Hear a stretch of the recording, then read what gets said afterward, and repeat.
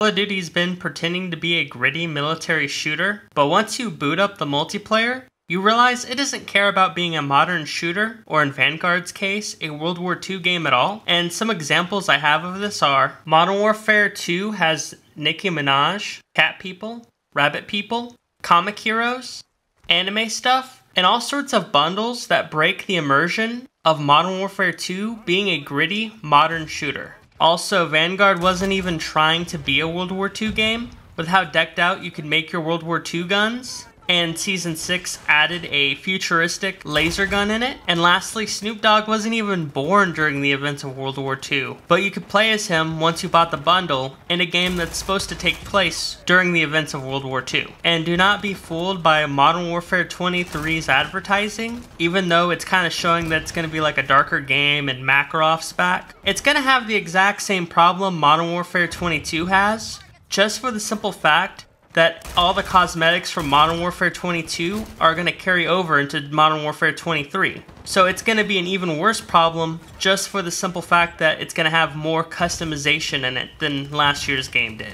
But even though I'm explaining this and the title may seem kind of negative, I don't really mind the fact that there's a bunch of goofy cosmetics in a video game like this. In fact, I'm pretty open to it, I don't mind. But I can understand the hate some people have for these cosmetics, because they do break the immersion of being centered around modern times, or in Vanguard's case during World War II, which was the advertised points of these Call of Duties. But the monetization does break that and makes the games a mess aesthetically. And the funny thing is that we don't have to have these goofy cosmetics. Call of Duty could keep its monetization cosmetics to its artistic design. Like, we could get more troops and, more units, and they could do different sorts of armies and stuff. But they do these goofy designs, like the rabbit people, the cat people, the anime skins, because they make the most money. And I don't blame them. I mean, it's really smart. I'd do the same thing if I was in their shoes. What I wish Call of Duty would do, or what Activision would do, is just rip the Band-Aid off and just make the whole multiplayer experience free to play, not just Warzone. Because the store is insulting to anyone who pays $70 for it, with the store turning the game pay to win. It does. I have a video on that. I'll put that in the description. But in my opinion, modern Call of Duty is very pay to win. And if they made the multiplayer experience free to play, we could save $70 every year and we'd still get the experience of all the ridiculous skins that we would anyways, like the Nicki Minaj bundle, or the recent Spawn Battle Pass for Season 6, which, by the way, I love the Spawn Battle Pass. They may have also given us a Spawn-themed map if it wasn't for the Modern Warfare theme that they loosely follow. I mean, imagine if we got a multiplayer map, or even a Battle Royale part of Call of Duty or whatever, that takes place in Hell. That would be really badass. I mean, I know Spawn, some of that takes place in Hell, so why not? If the maps are gonna suck like they do in Modern Warfare 22, they might as well aesthetically be pleasing.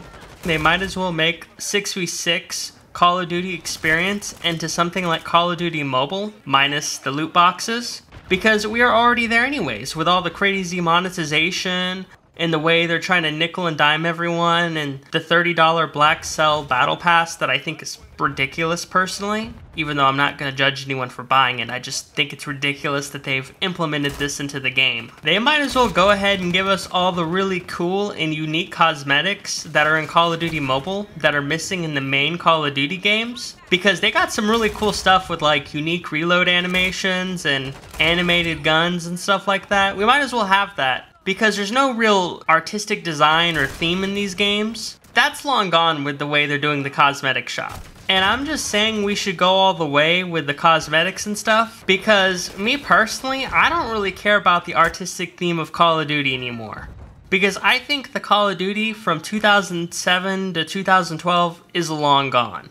And all that's left is a company that wants your money at any cost. So there is real no expectation from me at all, except that the game should work when I play it, which is a really low standard, but there are other games that have met below that standard from recent memory. So let me know what you think. Do you think Call of Duty's lost its artistic theme? Do you think it matters? I personally don't, but I could see some people that want their Call of Duty games to feel like a military shooter like the old games where there wasn't anime skins and clown operators and stuff like that. I could see that being a thing. Just let me know what you think in the comments. And thank you for watching the video, and...